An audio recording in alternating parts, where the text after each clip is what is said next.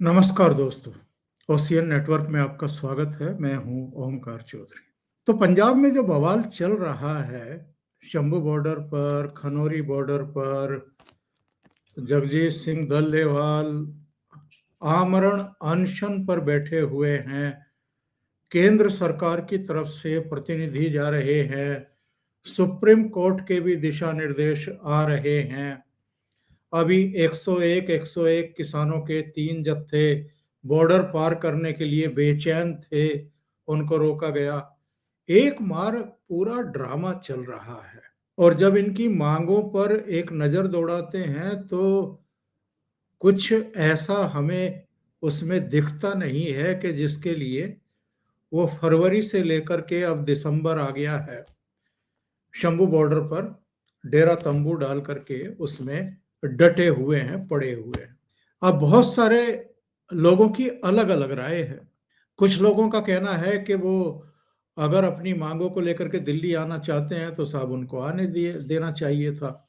लेकिन जो पुराना अनुभव है वो 13 महीने वाला, करीब 3.5-4 साल पहले, तो वो भी हमारे सबके सामने है। उसमें क्या हुआ था, 3 कृषि कानून वापस भी ले लिए गए। उसको लेकर के भी सवाल खड़े हुए थे कि क्यों ले लिए गए, क्यों इनके दबाव में आई नरेंद्र मोदी सरकार। उन कानूनों में ऐसा क्या था कि उनको वापस ले लिया गया, और क्या संसद में बने कानूनों का फैसला अब सड़क पर होगा और इस तरह की जो भीड़ जुटाई जाती है उसके द्वारा संसद के बने कानूनों को इस तरह निरस्त कर दिया जाएगा। बहुत सारे सवाल खड़े हो रहे हैं और सबसे अहम सवाल तो ये खड़ा हो रहा है कि ये कहते हैं कि साहब 20 से अधिक फसलों की एमएसपी की कानूनी गारंटी दी जाए। क्या यह प्रैक्टिकली संभव है? क्या इसे लागू किया जा सकता है? और अगर इसको लागू करने की कोशिश भी की जाए तो उसके परिणाम क्या होंगे या दुष्परिणाम क्या होंगे? और अब से पहले की सरकारों ने इस पर ध्यान क्यों नहीं दिया या उन पर ये प्रेशर बिल्डअप क्यों नहीं किया इन किसान संगठनों ने? और इससे भी बड़ा सवाल कि ये पंजाब के ही किसानों को एमएसपी की कानूनी गारंटी क्यों चाहिए? क्या इस पूरे देश में और कहीं किसान जाति नहीं है? उनकी समस्याएं नहीं हैं क्या? वो तो इस आंदोलन में शामिल नहीं हो रहे हैं, बल्कि बाकी का तो छोड़ दीजिए, इस बार तो हरियाणा के किसान भी इनके साथ नहीं है।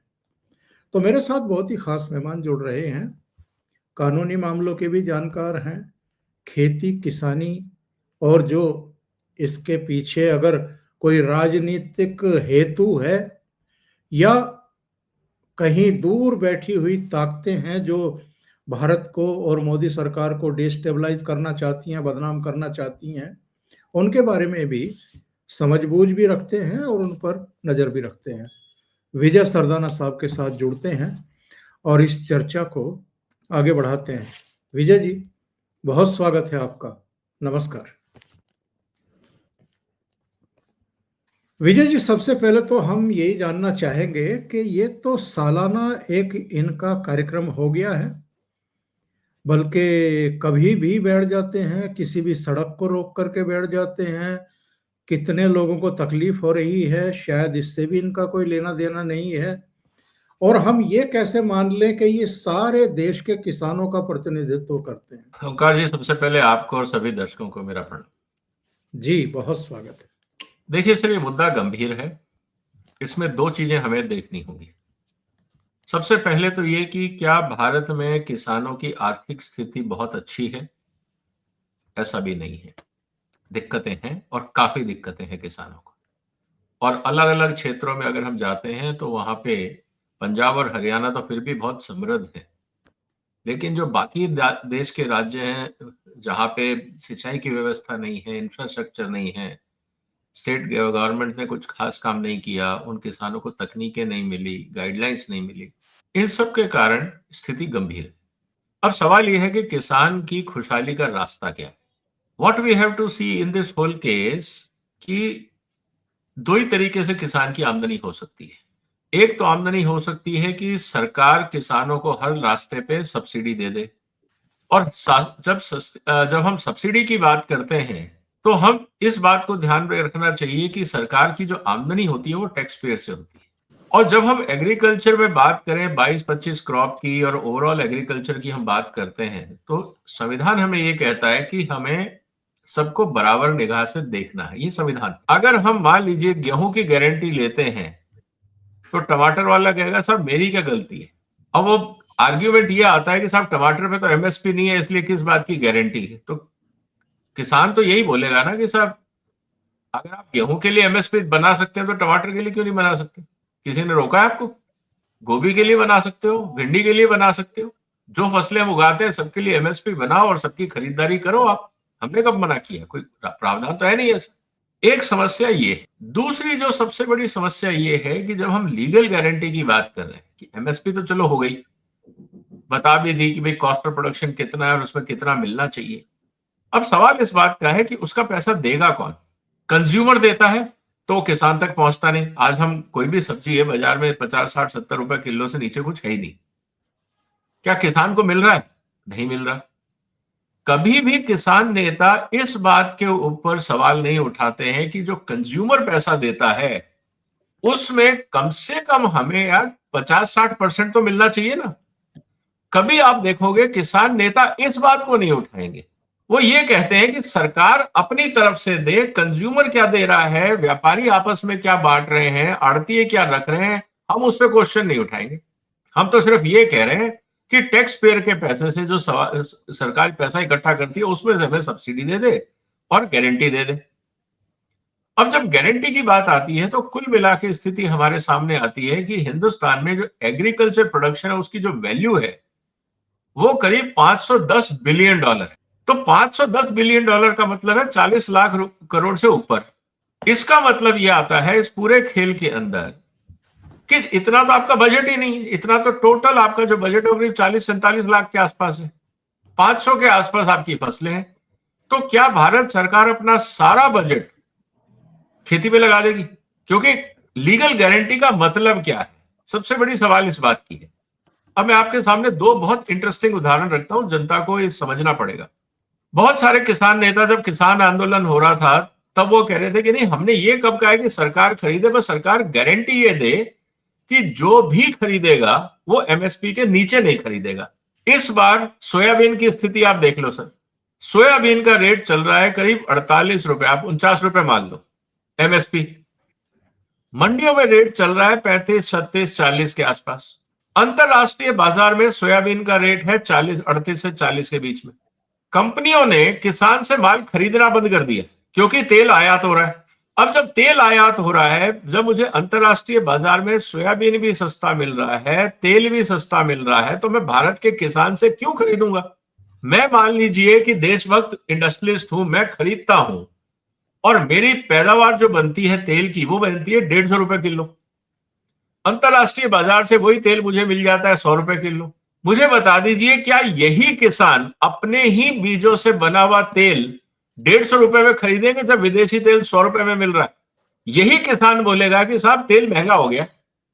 उस स्थिति में आप क्या करेंगे? उस स्थिति में यह होता है कि आपके पास अब एक ही तरीका है कि आप कस्टम ड्यूटी बढ़ा दो ताकि विदेशी तेल ना आए। जैसे ही आपने कस्टम ड्यूटी बढ़ाई, देखिए तेल के दाम बढ़े या नहीं बढ़े। पिछले 2 महीने में यही चर्चा हो रही है कि तेलों के दाम क्यों बढ़ रहे हैं। भैया आप कस्टम ड्यूटी बढ़ा दी आपने, सरकार ये क्यों नहीं देखती? कहने का मतलब बहुत सिंपल है सर कि अगर ये किसान कहते हैं कि साहब हम लीगल गारंटी चाहते हैं, तो लीगल गारंटी का मतलब क्या है? लीगल गारंटी का मतलब ये है कि अगर कोई नहीं खरीदेगा तो सरकार खरीदेगी। गारंटी किस बात की? अगर गारंटी नहीं है तो जो एमएसपी अभी घोषित हो रही है वो वैसे भी घोषित हो रही थी। एज ए व्यापारी हम खरीदेंगे नहीं, एज ए सरकार, सरकार खरीद नहीं सकती, इतने पैसे नहीं है। तो क्या होगा? किसान की हालत और खराब हो जाएगी क्योंकि उसका माल खरीदने वाला कोई नहीं होगा। और अगर आप जोर जबरदस्ती करेंगे तो महंगाई इतनी बढ़ जाएगी कि फिर आपका कंज्यूमर सड़क पे आ जाएगा। और उससे भी इंटरेस्टिंग बात सर, किसान उगाता है एक फसल गेहूं, वो दालें खरीदता है, तिलहन के से निकला हुआ तेल खरीदता है, पशुओं के लिए खल खरीदता है, मसाले खरीदता है, अपने बाकी सब्जियां खरीदता है, आलू प्याज कॉटन वॉटन सब खरीदता है। उसको पैसा मिलेगा एक फसल पे, देना पड़ेगा उसको 20 फसलों पे। किसान की आर्थिक स्थिति अच्छी होगी या खराब, इसको समझना पड़ेगा। तो मेरा कहने का मतलब यह है कि किसानों ने अनफॉर्चुनेटली इसको एक ईगो पॉइंट बना लिया है। अनफॉर्चुनेटली हमारी जितनी एग्रीकल्चर यूनिवर्सिटीज हैं और डिपार्टमेंट हैं और स्टेट गवर्नमेंट्स हैं, उन्होंने आज तक किसानों को एग्रीकल्चर इकोनॉमिक्स के बारे में कभी समझाया ही नहीं। आज दिक्कत यह हो गई है कि पॉलिटिशियंस ने किसान को भगवान बना दिया। आप देखिए शिवराज सिंह जी का लोकसभा में क्या भाषण था, किसान मेरे लिए भगवान है। मैं कहता हूं यार उनको भगवान मत बनाओ, व्यापारी बना दो, उनको कमाने दो। आप उनको सिर पे रखते हो और भूखा रखते हो, क्या फायदा। भगवान को आप मंदिर में बंद करके रख देते हो और सुबह शाम प्रसाद चढ़ा देते हो, वो तो पत्थर की मूर्ति है, बर्दाश्त कर लेगी, किसान क्या करेगा। तो किसानों को गलतफहमी में चने के झाड़ पे मत चढ़ाओ, किसान को भगवान मत बनाओ, उसको व्यापारी बनाओ, उसको कमाना सिखाओ, तब उसका भला होगा। भगवान बनाने से उसका भला नहीं होगा। यह बात हमारा पॉलिटिकल क्लास समझना नहीं चाहता और किसान नेताओं को अब यह लगता है कि हम बहुत बड़े वोट बैंक हैं और हमें मीडिया अटेंशन चाहिए, तो जो जो हम हरकतें करेंगे उससे हमारा पब्लिसिटी होगा, हमारा पॉलिटिकल कैरियर बनता है और हमारे को गुडविल मिलती है। ये जो पूरा खेल हो रहा है, अनफॉर्चुनेटली इसके पीछे लॉजिक नहीं। किसान की विजय जी, आमदनी बढ़नी चाहिए, इसमें कोई दो राय नहीं है, लेकिन legal guarantee is not an answer. मेरा इतना क्या। विजय जी, ये कोई पॉलिटिकल फोर्स है या ये कोई राजनीतिक नतीजों को, चुनावी नतीजों को प्रभावित कर सकते हैं, ये गलतफहमी तो कई बार दूर हो चुकी है। थोड़ा बहुत नुकसान अगर हम देखें 2022 के उत्तर प्रदेश के चुनाव में, तो वो पश्चिमी उत्तर प्रदेश की 5-7 सीटों पर हुआ। अभी हरियाणा में इलेक्शन हुए हैं। अगर कोई प्रभाव इन आंदोलनों का होता या इन आंदोलनों में भाग लेने वाले किसानों का, खाप पंचायतों का होता, तो भारतीय जनता पार्टी की सरकार हरियाणा में नहीं बनती। लोकसभा चुनाव में भी कोई बहुत बड़ा नुकसान हुआ हो ऐसा भी नहीं है। तो ये गलतफहमी तो इनकी दूर होनी चाहिए। नहीं हो रही है तो इसकी वजह क्या है? और नंबर दो, क्या इनके पीछे कुछ पॉलिटिकल क्लास है, कुछ ताकतें हैं जो इनका मिसयूज कर रही हैं, जो इनको उकसा रही हैं, गलत सलाहें दे रही हैं और बार बार ला करके बैठा देती हैं, माहौल खराब करती हैं? सर देखिए, किसान एक बहुत बड़ा वोट बैंक है और ये बात हर पॉलिटिकल पार्टी जानती है। इसीलिए वो ये चाहते हैं कि अगर किसान सत्तारूढ़ दल के साथ है तो उसको वहां से कैसे हटाया जाए ताकि ऑपोजिशन से जुड़े और उनको सत्ता मिले। ये सिर्फ इक्वेशन है, ये बैलेंसिंग एक्ट है। और हमने ये देखा कि किस तरह से यूपी का जब चुनाव हुए थे, जब लगा था कि भाई यूपी के अंदर चुनाव आने वाले हैं और मुश्किलें हैं, पंजाब में चुनाव होना था। अमरिंदर सिंह जी को अगर पता होता कि किसान उनको वोट नहीं देंगे तो मुझे नहीं लगता वो किसान आंदोलन को इतना समर्थन देते। उन्होंने इस उम्मीद में समर्थन दे दिया था कि किसान मेरे से जुड़े रहेंगे और मैं सत्ता में वापस आ जाऊंगा। लेकिन वहां खेल कुछ और हो गया। यूपी में भी यही हुआ कि हमें लगा कि साहब मुश्किल हो जाएगी बीजेपी के लिए, तो उन्होंने कानून विड्रॉ कर लिए। कहने का मतलब बहुत सिंपल है सर, कि किसान अल्टीमेटली एक बहुत बड़ा वोट बैंक है। उसको उकसाने के लिए, बहकाने के लिए बहुत लोग हैं। हर आदमी अपना एजेंडा लेके खड़ा है। अब ये किसान, जो आम किसान है, जो गरीब किसान है, उस बेचारे तक तो ये खबर पहुंचती ही नहीं है। उसको तो ये कहा जाता है भाई किसानों की लड़ाई हो रही है, किसानों के लिए लड़ाई की जा रही है और ये 5 नेता है। लेकिन किसान, एक गरीब किसान जो बेचारा सुबह शाम अपनी मेहनत करता है, वो इस पॉलिटिक्स को नहीं समझता। आज भी इतने साल होने के बाद, 4-3 साल हो गए किसान आंदोलन को, किसान कृषि बिल को लेकर, मैं आज भी पूछता हूं लोगों से, यार एक लाइन तो बता दो जो किसान विरोधी है। आज उसकी कोई चर्चा नहीं कर रहा। इनफैक्ट जब मैं किसानों के बीच में जाता हूं, उनकी मीटिंग्स में जाता हूं, अलग अलग जगह घूमता हूं, किसान मेलाओं में जाता हूं, तो लोग कहते हैं सर ये किसान बिल तो अच्छा था, ये वापस क्यों नहीं आता है। मैंने कहा जब जरूरत थी तुम लोगों को खड़े होने की, तुम लोग खड़े नहीं हुए। जिन्होंने गिराना था उन्होंने गिरा दिया। अब सरकार कहेगी ठीक है यार, अब अपने हिसाब से करो, हमने तो कोशिश की थी, तुमने साथ नहीं दिया, अब हम क्या करें। कहने का मतलब ये है कि जो लोग विरोध करते हैं वो मुखर होते हैं, ज्यादा बोलते हैं, जो लोग समर्थन में होते हैं वो चुप रह जाते हैं। खेल यहां आके अटकता है।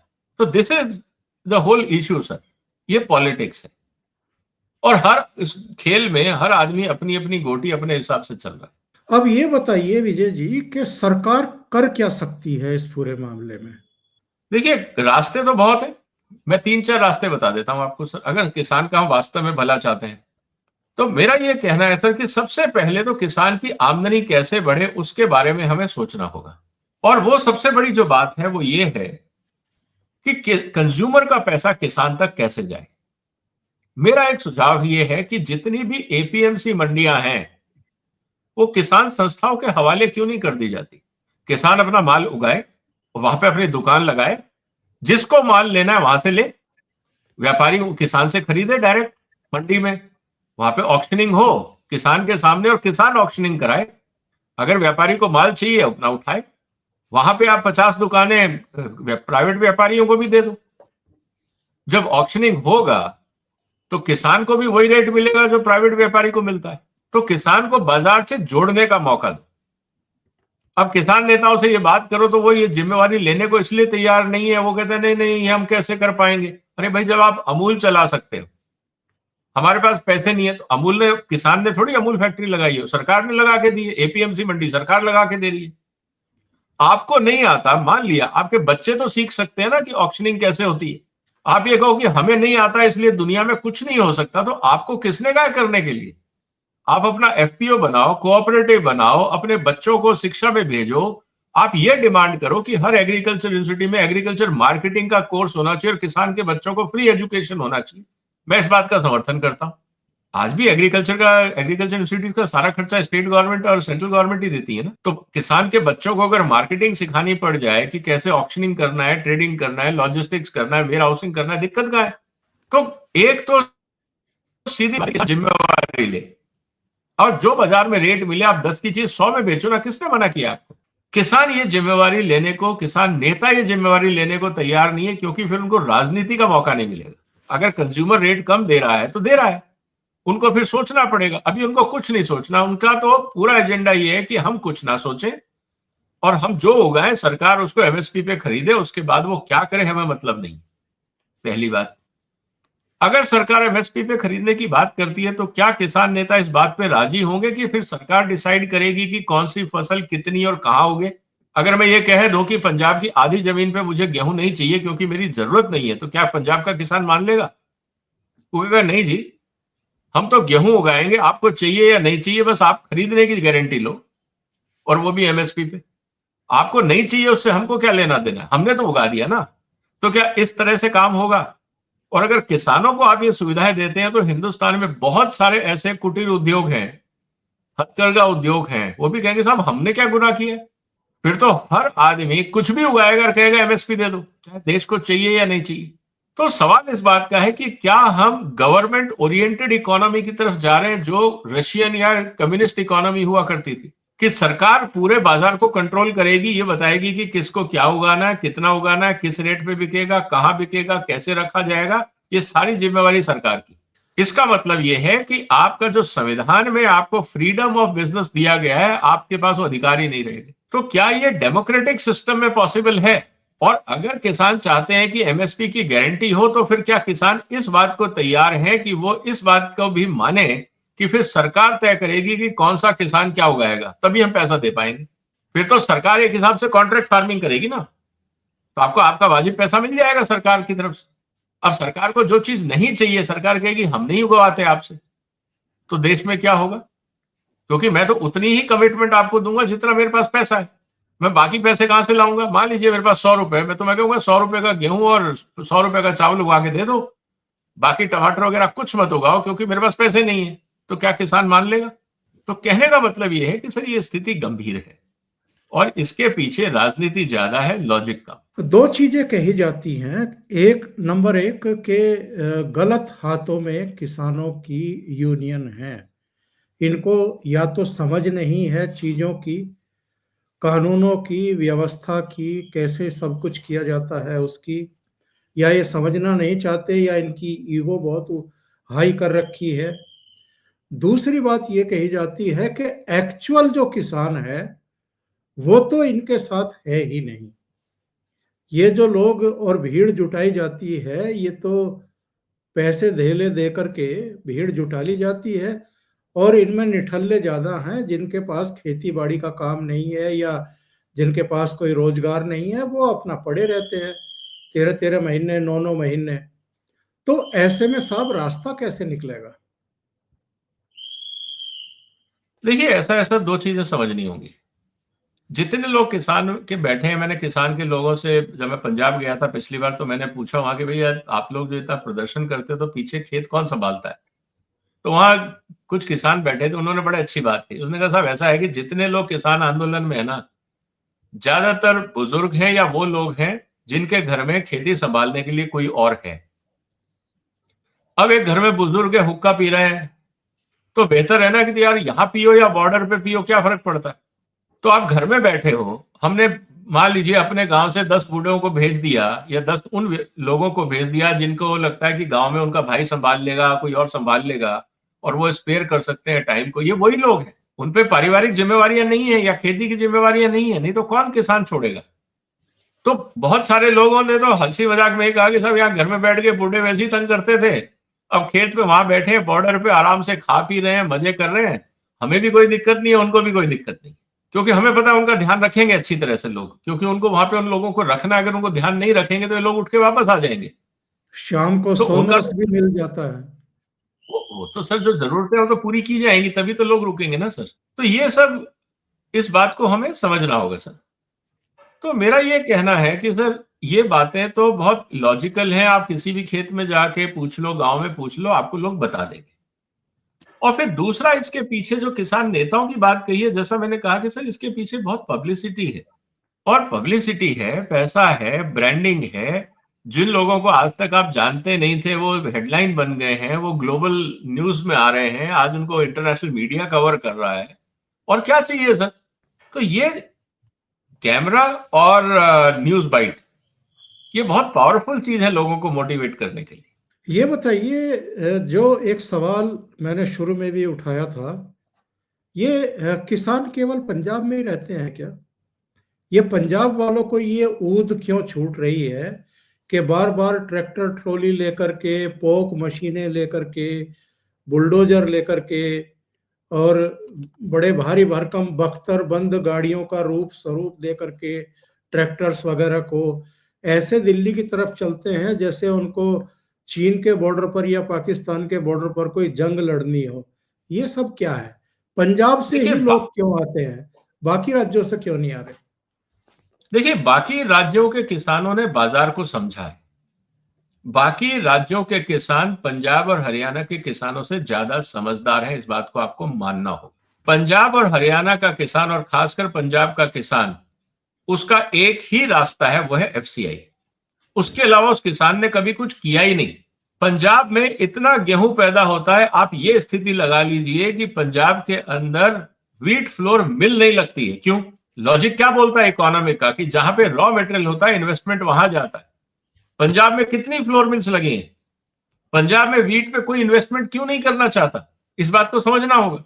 क्योंकि एक तरफ तो वहां पे जिस तरह से मंडी सिस्टम है, क्योंकि उन्होंने क्या किया है कि उन्होंने कहा कि हम खरीद के देंगे एफसीआई को, और राज्य सरकार को लगा कि यार एफसीआई तो मिल्किंग काऊ है, तो उन्होंने मान लीजिए मंडी टैक्स उठा के कर दिया 10%। अब एफसीआई को लेना है, 10% देना पड़ेगा, बाजार तो देगा नहीं। क्योंकि वही चीज अगर मैं यूपी बिहार में या कहीं और लेता हूं, तो वहां तो 1-2% में दे काम हो जाता है। मैं 6%, 8%, 10% ड्यूटी या मंडी टैक्स क्यों दूंगा भाई? तो ये सवाल इस बात का है कि राज्य सरकारों को भी लगा कि हम तो एफसीआई से वसूली करेंगे। उन्होंने कभी पंजाब के अंदर बाजार खड़े ही नहीं होने दिए। आप पंजाब से पूछो क्या बोलते हैं वो, हमारे यहां सबसे अच्छा मार्केटिंग इंफ्रास्ट्रक्चर है। उनको गलत फहमी है।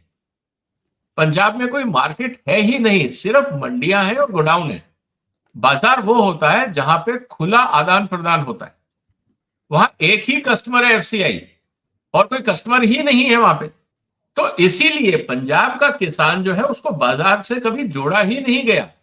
इसीलिए उसके लिए अगर कोई माई बाप है तो वो है एफसीआई। अब उनको ये डर लग रहा है कि कल को सारे राज्यों में गेहूं पैदा होने लग गया है, चावल पैदा होने लग गया है नॉर्थ के, कल को बाकी राज्य भी कहेंगे आप सारी खरीदारी पंजाब से क्यों करते हो, हमारे यहां से भी करो। और वो लॉजिकल है, एक ही राज्य को क्यों प्रेफरेंस दिया जाए।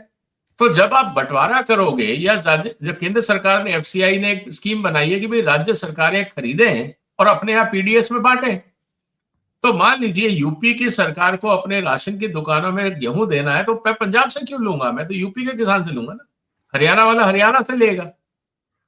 तो जब सारी जगह पे हर राज्य सरकार अपने अपने यहां से ले रही है और जहां पे नहीं है वहां एफसीआई सप्लाई करेगा, और कुछ हिस्सा वो पंजाब से लेगा, कुछ यूपी से, कुछ हरियाणा से, तो पंजाब का जो आड़तिया वर्ग है जिसका पूरा कमीशन का बिजनेस उस पे है, वो ये नहीं चाहता। तो वो चाहता है कि मेरी कमीशन बंधी रहे। तो उसको दो चीजें इंपॉर्टेंट है हर साल, एक तो एमएसपी बढ़े, क्योंकि एमएसपी के बेस पे या रेट के बेस पे परसेंटेज पे कमीशन है। अगर आपकी फसल की कीमत आज 20 रुपए है और 5% मान लीजिए कमीशन है, कल को फसल के रेट 25 रुपए हो जाते हैं तो कमीशन तो 5% ही रहेगी ना सर। मैंने तो बगैर कुछ किए मेरी तो कमीशन बढ़ गई। इसीलिए हर साल एमएसपी का बढ़ना कमीशन एजेंट्स के लिए सबसे अच्छी बात। और मेरे को आज तक ये बात समझ में नहीं आई, ये परसेंटेज पे क्यों है, ये रेट पे क्यों नहीं है कि भाई पर क्विंटल हम आपको 10 रुपए देंगे।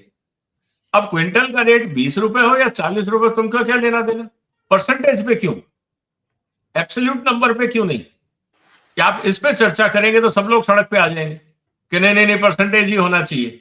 तो समस्या इनकम की है सर। और जब इस तरह से बंदर बांट होती है तो आप समझिए इस बात को कि उसमें अकेला सिर्फ व्यापारी नहीं खाता ना, वो वहां का जो पॉलिटिशियन है वो भी उसी के चंदे के भरोसे जिंदा है। तो वो चाहता है कि मेरा व्यापारी खुश रहे। अमरिंदर सिंह जी ने क्या बोला था किसान आंदोलन के समय में प्रेस वार्ता में, जब से केंद्र सरकार से मीटिंग थी, कि हम चाहते हैं केंद्र सरकार आड़तियों के माध्यम से किसान से खरीदे। क्यों भाई, डायरेक्ट एफसीआई क्यों ना खरीदे। और जो पेमेंट की जाती है वो किसान के खाते में डायरेक्ट ना हो, वो आड़तियों के माध्यम से हो। चीफ मिनिस्टर को आड़तियों की इतनी चिंता क्यों थी, आप इस बात को सोचिए। आपको किसान की चिंता होनी चाहिए ना, मुद्दा किसान का है लेकिन आड़तियों के हितों को बचाना जरूरी है। फिर आड़ती ही वहां पे जो लोकल एडमिनिस्ट्रेशन है, जो लोकल नेता है, सरपंच हैं, उन सबका ध्यान रखते हैं। फिर पुलिस वालों का भी अपना हिस्सा होता है, बाकियों का भी हिस्सा होता है। तो ये पूरी इकोनॉमी है। इसीलिए पुलिस वाले भी नहीं चाहते कि आंदोलन बंद हो जाए, तो चाहते हैं कि परेशान हो, ताकि वो जो सरकार सुधार कर रही है जिससे हमारा हिस्सा कटेगा वो ना हो। तो सुधार तो कोई नहीं चाहता ना सर, सबका अपना अपना वेस्टेड इंटरेस्ट है, और इसीलिए किसानों को सामने खड़ा कर दिया जाता है। एक वीडियो बड़ा वायरल रहा पिछले दिनों भगवंत मान का, तब तक इनकी सरकार नहीं बनी थी पंजाब में, और ये उस इंटरव्यू में कह रहे हैं कि साहब 2022 में हमारी सरकार आएगी और एक एक दाना हम किसान से खरीदेंगे, एमएसपी पर खरीदेंगे। तो अपने ही इंटरव्यू की कही हुई बातों को एक तो ये भुला चुके हैं, केवल सत्ता में आने के लिए इस तरह के सब्ज बाग दिखाना। नंबर 2, हरियाणा गवर्नमेंट ने एक भावांतर योजना लागू कर रखी है कि साहब जो एमएसपी निर्धारित है उस पर अगर आपकी खरीदारी नहीं हो पा रही है तो आप मार्केट में बेचिए, और जितना एमएसपी उसका तय है उसका जो भी भाव अंतर होगा वो सरकार आपको दे देगी। तो इस तरह की योजना बाकी राज्यों में क्यों नहीं लागू हो सकती है? सर देखिए, ऐसा है कि भावांतर का जो एग्जाम्पल है ना वो बहुत खतरनाक रहा, मध्य प्रदेश सरकार ने किया, उसके परिणाम बहुत घातक निकले। भावांतर का पर्पज ये था कि अगर मंडी का रेट मान लीजिए एमएसपी 20 रुपए है और मंडी का रेट अगर 18 है तो 2 रुपए सरकार दे देगी। ये था भावांतर। व्यापारी वर्ग ने क्या कहा, उसने कहा यार भावांतर में तो सरकार तुम्हें दे रही है ना, तो अब हम तुम्हें 18 रुपए नहीं देंगे, अब हम तुम्हें 15 रुपए देंगे, 5 रुपए सरकार से ले लो। फिर दूसरे ने कहा यार हम तो 12 रुपए देंगे, तुम 8 रुपए सरकार से ले लो। तो सरकार का तो दिवाला निकल गया। इसीलिए कभी भी मार्केट फोर्सेस के साथ मतलब छेड़खानी नहीं करनी चाहिए। हमारी पॉलिटिकल क्लास को ये बात कब समझ में आएगी। मैं आपको एक बात बता देता हूं sir, market forces are more powerful than political forces. आप दुनिया की कितनी बड़ी भी सरकार हो, बाजार के आगे आपको झुकना पड़ेगा अगर एफिशिएंट मार्केट है तो। आप अगर सारी जगह बैन लगा दो, कस्टम ड्यूटियां लगा दो, वो भी कीमत आप ही को चुकानी पड़ेगी, क्योंकि अगर कोई चीज आयात होती है तो उसके पीछे कारण है, क्योंकि आप या तो बना नहीं पा रहे हैं या आप महंगा बना पा रहे हैं, तो कीमत तो चुकानी पड़ेगी। बाजार से आप नहीं लड़ सकते। आप बाजार को रोकने का प्रयास करोगे तो कीमत आप ही को चुकानी पड़ेगी और कोई बीच में नहीं आने वाला है। इसीलिए जब सरकार ने कहा कि हमें तिलहन के दाम बढ़ाने हैं, उन्होंने कस्टम ड्यूटी बढ़ा दी, तो क्या हुआ? तेलों के दाम बढ़ गए। जब तेलों के दाम बढ़ गए तो क्या इससे क्या किसान की खरीदारी बढ़ गई? ऐसा तो नहीं हुआ। आयात तो उतना का उतना है और उससे ज्यादा ही है, क्योंकि व्यापारी अपने हिसाब से देखता है, पॉलिटिशियन अपने हिसाब से देखता है, किसान अपने हिसाब से देखता है। जब तक उस कड़ी के अंदर तीनों का हित एक साथ नहीं जुड़ेगा, समस्या का समाधान नहीं होगा। अगर सरकार सिर्फ किसान किसान करती रहेगी और व्यापारिक हितों का ध्यान नहीं रखेगी, तो व्यापारी किसान से क्यों खरीदेगा? और अगर वो सिर्फ व्यापारी की बात करेगी और किसान पे ध्यान नहीं देगी, तो किसान फसल क्यों उगाएगा? और सरकार ये कहेगी कि नहीं, हम तो अपने टैक्स सिस्टम से या ड्यूटी सिस्टम से हम चीजें मैनेज कर लेंगे, तो फिर बाजार की जरूरत क्या है? तो जब तक आप सारे स्टेक होल्डर को समझोगे नहीं, उनको साथ लेके नहीं चलोगे, इकोनॉमी नहीं चलती है।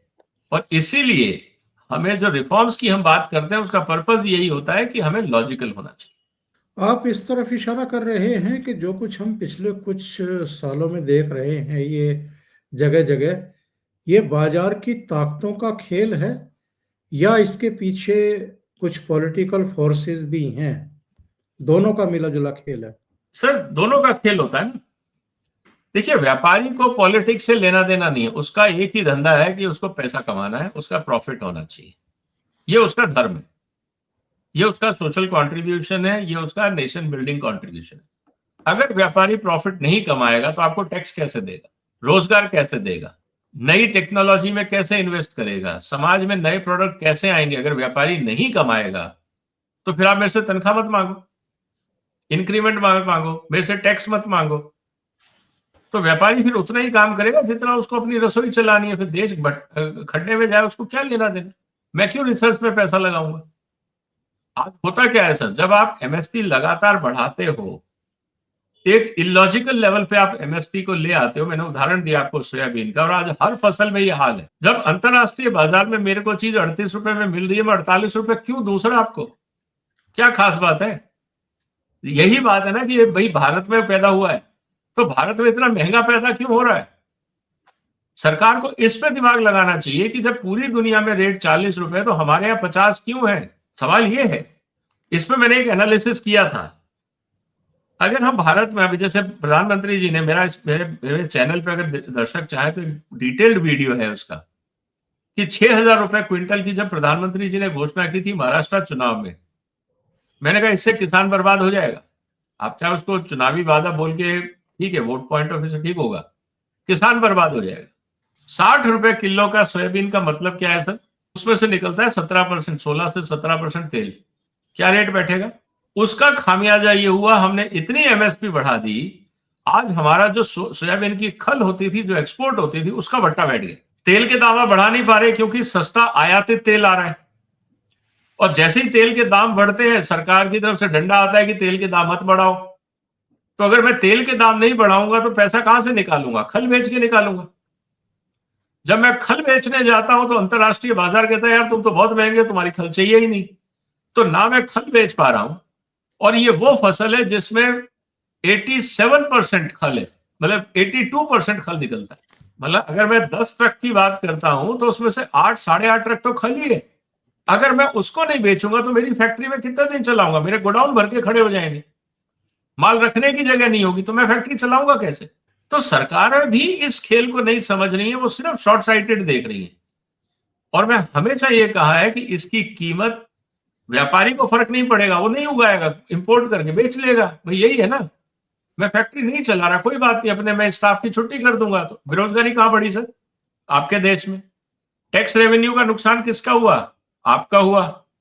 किसान का क्या हुआ? उसका माल नहीं बिका। कंज्यूमर को आयाते तेल मैंने लाके खिला दिया। तो नुकसान किस किस का हुआ? उन सब का हुआ जिन्होंने ये कहा था कि एमएसपी बढ़ाओ, पॉलिटिशियन और किसान नेता। उन दोनों का ही नुकसान होगा। व्यापारी का क्या है, कोई जरूरी है सोयाबीन चलाना, मैं नहीं खरीदता यार, मैं कोई और धंधा कर लूंगा। तो कहने का मतलब ये कि हमें समझना होगा कि व्यापार कैसे। विजय जी बहुत बहुत धन्यवाद, आप जुड़े, इतना समय निकाला आपने ओशियन नेटवर्क के लिए। और कुछ गूढ़ कौन थे इस पूरे मामले के, वो आपसे समझना जरूरी था। मुझे लगता है कि दर्शकों के लिए भी और जो किसान इस प्रोग्राम को देख रहे होंगे उनके लिए भी कुछ चीज़ें तो कम से कम साफ हो गई होंगी, कुछ चीज़ें तो समझ में आ गई होंगी कि असल खेल क्या चल रहा है। बहुत बहुत धन्यवाद आपका जुड़ने के लिए। Thank you so much. नमस्कार। नमस्कार सर, वंदे मातरम। वंदे मातरम।